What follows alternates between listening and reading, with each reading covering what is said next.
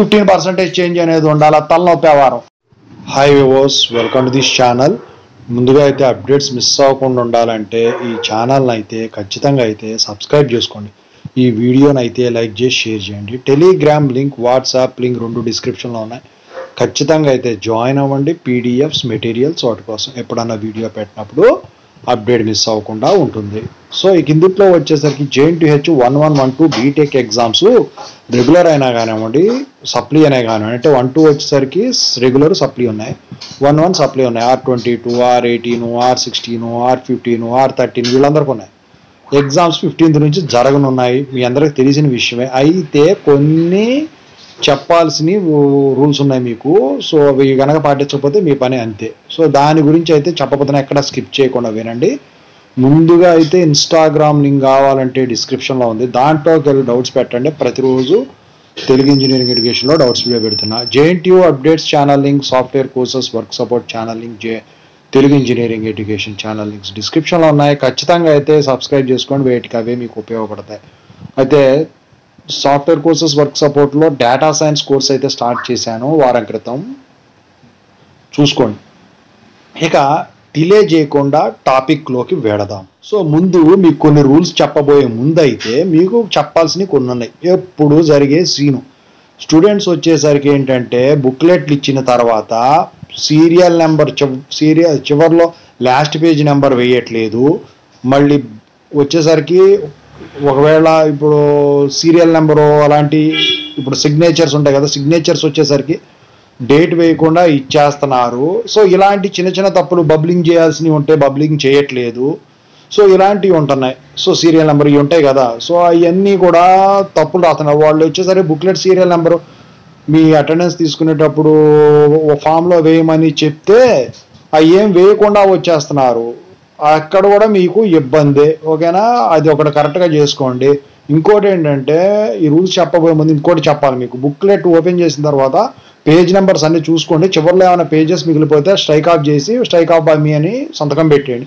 మధ్యలో ఖాళీ పేజీలు ఏమన్నా వదిలినట్టయితే అవి కూడా స్ట్రైక్ ఆఫ్ చేసి సంతకం పెట్టి తర్వాత స్ట్రైక్ ఆఫ్ చేసిన తర్వాత కనుక రాసినట్టయితే తర్వాత పేజీకి నేను రాయటం జరిగిందని turn out to next page అని కింద రాయండి.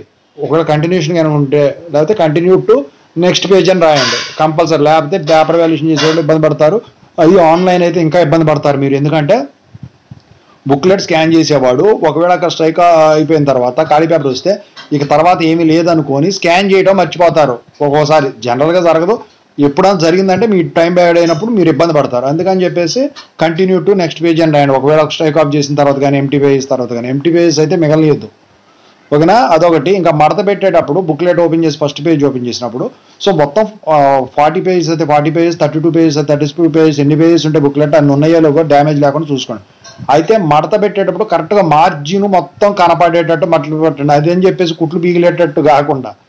ఎందుకంటే స్కానింగ్ చేసేవాడు స్కాన్ చేసేటప్పుడు ఆ నెంబర్ మిస్ అయింది అనుకో, మీరు మడత సరిగ్గా పెట్టకపోతే క్వశ్చన్ నెంబరు మార్జిన్లో వేసింది, అప్పుడు ఆ క్వశ్చన్ ఏదో తెలియదు మధ్యలో కంటిన్యూషన్ అనుకొని మార్కులు వేయడం మర్చిపోతారు. మళ్ళీ ఛాలెంజ్ వాల్యుయేషన్, రీవాల్యుయేషన్ పోయారంటే 15% చేంజ్ అనేది ఉండాలి, తలనొప్పి వ్యవహారం.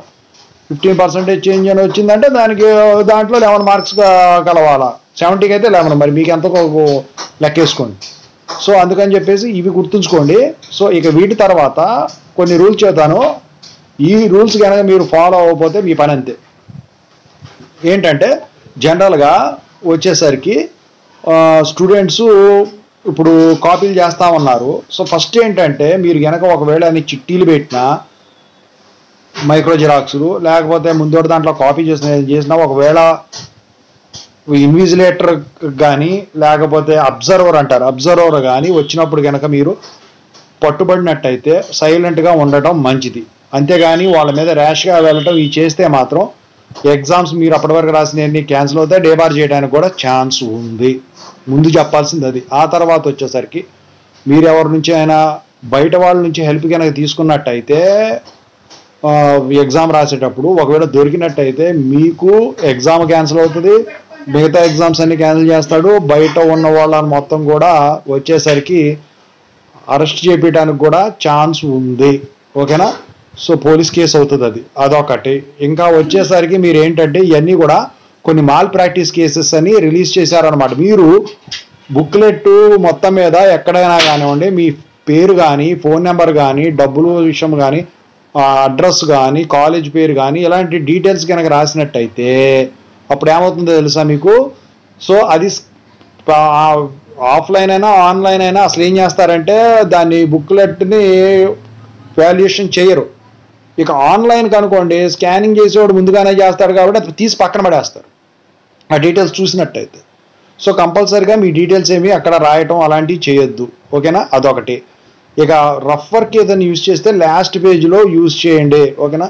మీకు ఇప్పుడు ఎలక్ట్రానిక్ గ్యాడ్జెట్స్, ఇప్పుడు స్మార్ట్ వాచ్లు అని ఇలాంటివి వచ్చేసరికి క్యాలిక్యులేటర్లో ఫీడింగ్ అని ఆన్సర్స్ ఇలాంటివి ఏమన్నా చేసినట్టయితే మీరు ఇబ్బంది పడతారు. చచ్చినా కూడా అది చేయొద్దు. దొరికితే మాత్రం మీకు పనిష్మెంట్సే. అయితే కొన్ని వీళ్ళు పనిష్మెంట్స్ ఇవ్వడం జరిగింది.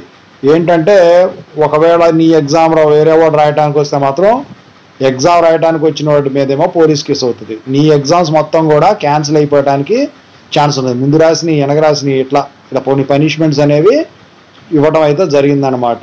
ఒకవేళ మీరు చిట్టీలు రాస్తూ పట్టుబడితే మాత్రం ఆ ఎగ్జామ్ క్యాన్సిల్ అయిపోద్ది, ఓకేనా? హాల్ టికెట్ల మీద రాయటం, క్వశ్చన్ పేపర్ల మీద ఆన్సర్ రాయటం ఇలాంటివి కనుక చూసినా కూడా అబ్జర్వర్ దృష్టిలో పడ్డారంటే మాత్రం మీకు కులుకు దుబ్షానేక. అందుకని చెప్పేసి మీరు కొంచెం జాగ్రత్తగా ఉండండి, ఓకేనా? ఇంకోటి ఏంటంటే మీరు ఏదైనా అండర్లైన్ చేసేది కనుక ఉన్నట్టయితే అది వచ్చేసరికి స్కెచ్ పెన్స్ వాడద్దు. స్కెచ్ పెన్స్ వాడితే ఏంటంటే మార్కర్స్ లాంటివి స్కెచ్ పెన్స్ కానీ వాడినట్టయితే ఆ షేడింగ్ అనేది వెనక పక్క పట్టడం వల్ల వెనక పక్క రాసిన ఆన్సర్లు ఏమీ కనపడట్లేదు పేపర్ వాల్యుయేషన్ చేసే వాళ్ళకి.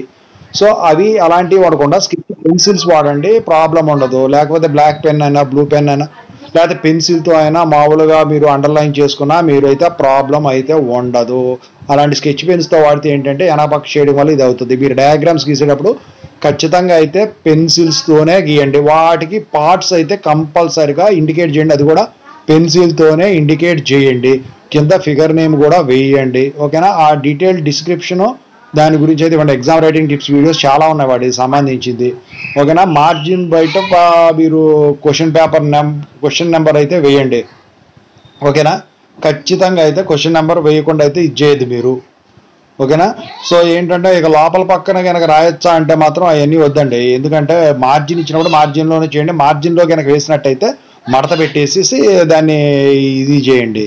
ఇక వేటికోడికి ఇంపార్టెంట్ అని అండర్లైన్ చేసుకుంటారు కదా, ఇక ఈ రూల్స్తో పాటు ఆ బాక్సులు కొట్టడం ఇలాంటివి చేయండి. యూనిట్స్ అయితే ప్రాబ్లమేటిక్ దానికైతే కంపల్సరీగా మెన్షన్ చేయండి. రెసిస్టర్స్ ఓమ్స్ అని, ఇండక్టర్కి అయితే హెన్రీస్ అని, కెపాసిటర్కి అయితే ఫెరైడ్స్ అని ఇలా ఖచ్చితంగా అయితే మెన్షన్ చేయటం అయితే మంచిది. ఇదండి ఓవరాల్గా రూల్స్ ప్లస్ మీరు ఎగ్జామ్లో చేయాల్సిన పద్ధతి, ఓకేనా? Thank you so much, all the best.